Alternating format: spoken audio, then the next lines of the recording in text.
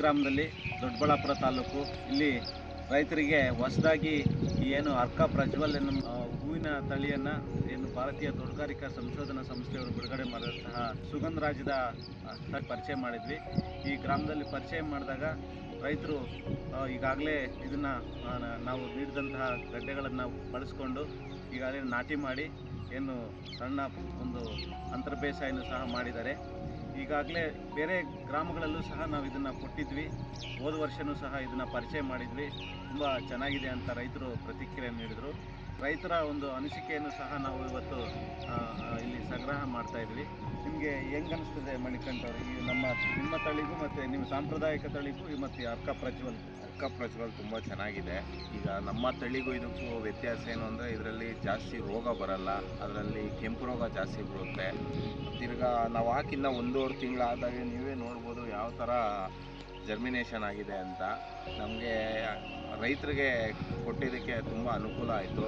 ಇದರಿಂದ ಅವರು IHR ಅಲ್ಲಿ ಹೇಳಿರೋದೇನು ಅಂದರೆ ಹೂವು ಬಾಡಲ್ಲ, ಹೂವು ತೂಕ ಬರುತ್ತೆ ಅಂತ.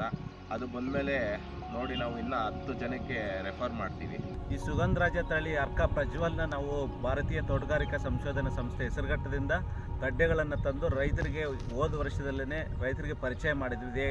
ಈಗಾಗಲೇ ರೈತರು ಸಹ ಹೆಚ್ಚಿನ ಸಂಖ್ಯೆಯಲ್ಲಿ ಇದನ್ನು ಹೆಚ್ಚಿನ ಬೇಡಿಕೆಯೂ ಸಹ ಬಂದಿದ್ದು ರೈತರೇ ಸ್ವತಃ ತಳಿಯ ಒಂದು ಕೊಡಿ ಅಂತ ಹೇಳ್ಬಿಟ್ಟು ಬೇಡಿಕೆಯನ್ನು ಇಟ್ಟಿದ್ದಾರೆ. ಸೊ ಮುಂದಿನ ದಿನಗಳಲ್ಲಿ ಈ ತಳಿಯು ಎಲ್ಲ ನಮ್ಮ ಜಿಲ್ಲಾದ್ಯಂತ ಅಥವಾ ನಮ್ಮ ಈ ತಾಲೂಕು ವ್ಯಾಪ್ತಿಯಲ್ಲಿ ಹೆಚ್ಚಿನ ಪ್ರದೇಶದಲ್ಲಿ ವಿಸ್ತರಣೆ ಆಗುತ್ತೆ ಅನ್ನೋದರಲ್ಲಿ ಸಂಶಯವಿಲ್ಲ. ಸೊ ಹಾಗಾಗಿ ಇದು ಒಳ್ಳೆ ತಳಿ ಇಳುವರಿ ಕೊಡ್ತಕ್ಕಂಥ ತಳಿಯಾಗಿದ್ದು ಉತ್ತಮವಾದಂಥ ಗಾತ್ರ ಹೊಂದಿರತಕ್ಕಂಥ ಹೂವುಗಳಿಂದ ಕೂಡಿದ್ದು ಈ ತಳಿ ಹೆಚ್ಚಿನ ಮಾರುಕಟ್ಟೆಯಲ್ಲೂ ಸಹ ಬೇಡಿಕೆ ಇದ್ದು ರೈತರು ಹೆಚ್ಚಿನ ರೀತಿಯಲ್ಲಿ ಉತ್ಸುಕರಾಗಿದ್ದಾರೆ ಈ ತಳಿಯನ್ನು ಬೆಳೆಯೋದಕ್ಕೆ.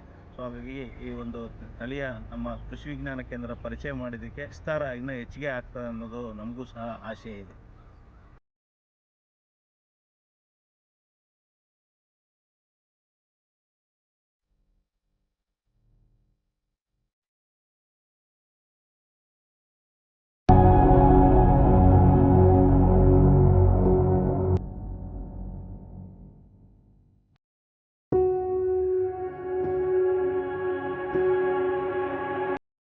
ಸುಗಂಧರಾಜ ಬೆಳೆಗೆ ಯಾವ ರೀತಿಯಾದಂತಹ ಮಣ್ಣು ಸೂಕ್ತ ಅಂತ ಹೇಳ್ಬಿಟ್ಟು ಇಲ್ಲಿ ನಾವು ಮಣ್ಣು ಪರೀಕ್ಷೆಗೆ ಅನುಗುಣವಾಗಿ ಇವರಿಗೆ ಮಣ್ಣು ಪರೀಕ್ಷೆ ಮಾಡಿ ಅದಾದ ನಂತರ ಸುಗಂಧರಾಜ ಗಡ್ಡೆಗಳನ್ನ ನಾಟಿ ಮಾಡಲಾಗಿತ್ತು. ಸೊ ಇಲ್ಲಿ ಮುಖ್ಯವಾದ ವಿಷಯ ಅಂತಂದ್ರೆ ಮಣ್ಣು ಪರೀಕ್ಷೆಗೆ ಅನುಗುಣವಾಗಿ ರಸಗೊಬ್ಬರಗಳನ್ನ ಬಳಸಿದ್ರೆ ಅದ್ರ ಜೊತೆಗೆ ಸುಗಂಧರಾಜ ಬೆಳೆಯೋದಕ್ಕೆ ಯೋಗ್ಯವಾದಂತಹ ಮಣ್ಣು ಅಂತಂದ್ರೆ ಮಣ್ಣಿನ ರಸಸಾರ 6ರಿಂದ 7.5 ತನಕ ಇದ್ರೆ ಸೂಕ್ತವಾದಂತಹ ಮಣ್ಣಿನ ರಸಸಾರ. ವಿಶೇಷವಾಗಿ ನಾವು ಗಮನಿಸಬಹುದು, ಇಲ್ಲಿ ಯಾವುದೇ ರೀತಿಯಾದಂತಹ ಮಣ್ಣು ನೀರು ಬಂದಂಥ ಸಂದರ್ಭದಲ್ಲಿ ನಿಲ್ಲೋದಕ್ಕೆ ಅವಕಾಶ ಇರೋದಿಲ್ಲ. ಚೆನ್ನಾಗಿ ನೀರು ಬಸ್ತಾ ಹೋಗ್ತಕ್ಕಂಥ ಮಣ್ಣು, ಹೆಚ್ಚಿನ ಲವಣ ಇರ್ತಕ್ಕಂಥ ಮಣ್ಣು ಸುಗಂಧರಾಜ ಬೆಳೆಯೋದಕ್ಕೆ ಸೂಕ್ತ ಆಗೋದಿಲ್ಲ.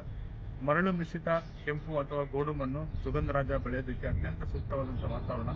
ಹೊಸಹಳ್ಳಿ ಗ್ರಾಮದಲ್ಲಿ, ದೊಡ್ಡಬಳ್ಳಾಪುರ ತಾಲೂಕಿನಲ್ಲಿ, ವಿಶೇಷವಾಗಿ ಬೆಂಗಳೂರು ಗ್ರಾಮಾಂತರ ಜಿಲ್ಲೆಯಲ್ಲಿ ಮರಳು ಮಿಶ್ರಿತ ಮಣ್ಣಿರೋದ್ರಿಂದ ಸುಗಂಧರಾಜನ ಎಲ್ಲ ಮಣ್ಣುಗಳಲ್ಲಿ ಅತ್ಯುತ್ತಮವಾಗಿ ಬೆಳೆಯಬಹುದು ಅನ್ನೋದಕ್ಕೆ ಇದೊಂದು ಉದಾಹರಣೆ. ಇಲ್ಲಿ ಯಾವುದೇ ರೀತಿಯಾದಂತಹ ತೊಂದರೆಗಳಿಲ್ಲ. ಫಲವತ್ತತೆಯನ್ನು ಕಾಪಾಡಿಕೊಂಡು ಮರಳು ಮಿಶ್ರಿತ ಮಣ್ಣಾಗಿರೋದ್ರಿಂದ ಸೂಕ್ತ ರಸಗೊಬ್ಬರಗಳು, ಅದೇ ರೀತಿ ಕೊಟ್ಟಿಗೆ ಗೊಬ್ಬರಗಳನ್ನ ಶಿಫಾರಸು ಮಾಡಿದಂತೆ ನಾವು ಬೆಳೆಸಿದಾಗ ಹೆಚ್ಚಿನ ಇಳುವರಿನ ತೆಗೊಳ್ಬಹುದು.